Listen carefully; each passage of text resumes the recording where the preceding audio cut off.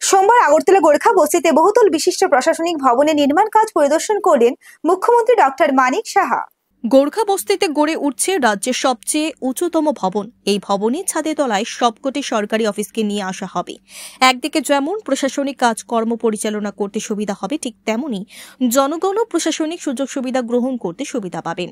বহুতল সরকারি ভবন নির্মাণ কাজ পরিদর্শন করতে গিয়ে মুখ্যমন্ত্রী ডক্টর মানিক সাহা বলেন, এই ভবনটি নির্মাণ কাজ এপ্রিল মাসের মধ্যে সম্পন্ন করার কথা ছিল, কিন্তু নানা কারণে কিছুটা বিলম্ব হয়ে ডিসেম্বর মাসের মধ্যে নির্মাণ কাজ সম্পন্ন হয়ে যাবে। এরপরই সরকারি ভবনগুলো একই ছাদের তলায় নিয়ে আসা হবে।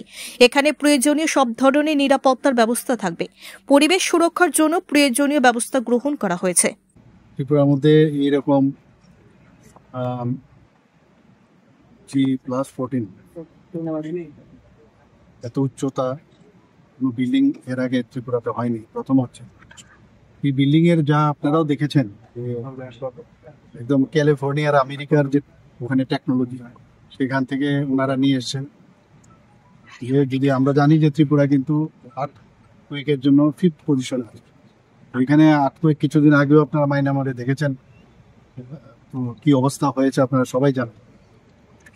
সেই জায়গায় দাঁড়িয়ে আমার মনে হয় এই ধরনের বিল্ডিং এটা ভারতবর্ষের মধ্যেও এক দুটো জায়গায় হয়েছে, আমি যা খবর পেলাম। এখানে এই ধরনের বিল্ডিং হওয়ার এত উচ্চতায় একটা বিল্ডিং হচ্ছে, এতে করে আমাদের যত অফিস আছে গোর্খা বস্তিতে, অন্যান্য অফিস তো আছেই, আমাদের ডাইরেক্টরের অফিসগুলো আছে, এখানে সবকটা অফিস একই ছাদের নিচে চলে আসে। এবং এখানে যে গ্রাউন্ড লেভেলে সমস্ত সিকিউরিটি কিন্তু পুরো বিল্ডিং এর গ্রাউন্ড ফ্লোরেই কিন্তু সব আছে। এবং এখানে যা সিকিউরিটির যা যা দরকার, ফায়ার ফাইটিং থেকে আরম্ভ করে সব সুবিধা এই বিল্ডিং এ রাখা হয়েছে। প্রায় 133 কোটি টাকার মতো এই খরচ বরাদ্দ আমরা আগেই করেছি। এবং আমি প্রায়শ খবর নেই কি হয়েছে, তো এখানে ডিজাইন একটু আবার চেঞ্জ করতে হয়েছে, করতে গিয়ে অনেক সময় দেখা গেল যে এটার থেকে ওইটা বেটার, এতে গিয়ে একটু দেরি হয়েছে।